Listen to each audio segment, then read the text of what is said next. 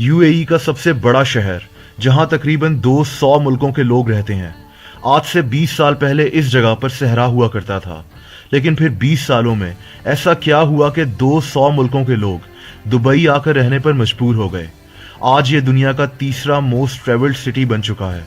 इसका सारा क्रेडिट जाता है एक ऐसे जीनियस इंसान को, जिन्होंने दुबई की इकोनॉमी को तेल से निकालकर एक टूरिज्म बेस्ड इकोनॉमी बना दिया। यानी आज दुबई तेल पर नहीं चल रहा। दुबई की कमाई का सिर्फ 5% हिस्सा तेल से आता है। ये इंसान है शेख मोहम्मद बिन राशिद अल मक्तूम, दुबई के रूलर और यूएई के प्राइम मिनिस्टर। अब शेख मोहम्मद बिन राशिद अल मक्तूम ने ऐसा क्या किया कि 20 साल पहले एक सहरा आज दुनिया के 200 मुल्कों के लोगों का घर बन चुका है। दोस्तों, सबसे पहले तो इन्होंने दुबई में ऐसे ऐसे स्ट्रक्चर्स खड़े करना शुरू कर दिए जो दुनिया भर से लोगों की तवज्जो का बाइस बन गए और अभी भी बन रहे हैं। चाहे वो फिर दुनिया का वाहिद 7 स्टार होटल बुर्ज अल अरब हो, या फिर दुनिया का सबसे बड़ा शॉपिंग मॉल दुबई मॉल हो, चाहे वो दुनिया की सबसे ऊंची बिल्डिंग 160 मंजिला बुर्ज खलीफा हो, या फिर मैन मेड आइलैंड यानी मसनूई जजीरा पाम जुमेरा हो। यही नहीं बल्कि दुनिया का सबसे बड़ा फ्लावर गार्डन, जिसका नाम दुबई मिरेकल गार्डन है, वो भी दुबई में है। यहाँ 6 करोड़ फूल मौजूद हैं। दुनिया का सबसे ऊंचा 5 स्टार होटल JW मैरियट भी दुबई में है।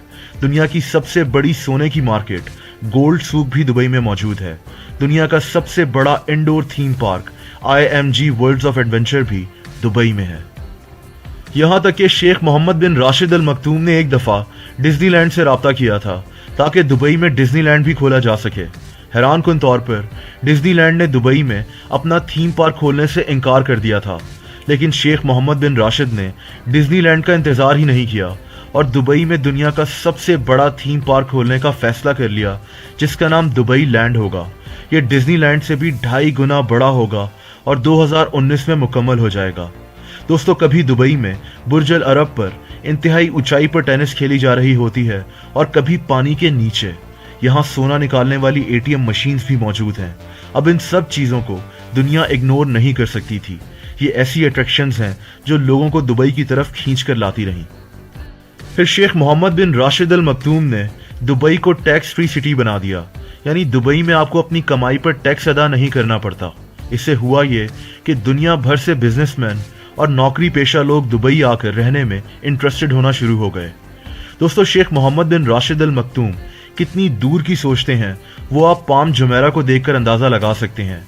ये मसनूई जजीरा अगर एक गोल सा जजीरा बनता तो वहां कुछ घर ही समंदर के सामने बन सकते और बाकी घर इतने महंगे ना बिकते।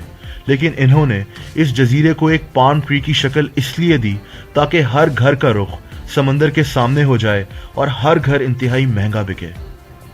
दुनिया भर से लोगों का दुबई में आकर रहने की एक और वजह यहाँ क्राइम रेट का इंतहाई कम होना है। दुबई दुनिया के महफूज तरीन मकामात में से एक है और उसकी वजह यहाँ के सख्त कानून है। अब तो दुबई में आपकी गाड़ी भी गंदी नहीं रह सकती। अगर आपकी गाड़ी गंदी पाई गई तो आपको 500 दिरहम का फाइन किया जाएगा। अगर आपने गाड़ी 15 दिनों में साफ ना की तो आपकी गाड़ी को कब्जे में ले लिया जाएगा और उसके बाद आपकी गाड़ी को हुकूमत की तरफ से बेचा भी जा सकता है। जब सिर्फ गाड़ी गंदा होने पर कानून इतना सख्त हो तो लोग जुर्म करते हुए 100 बार सोचते हैं। दोस्तों, दुबई में अब ऐसी चीजें होने जा रही हैं जिनको सुनकर ऐसा लगता है कि बाकी दुनिया दुबई से बहुत पीछे रह जाएगी।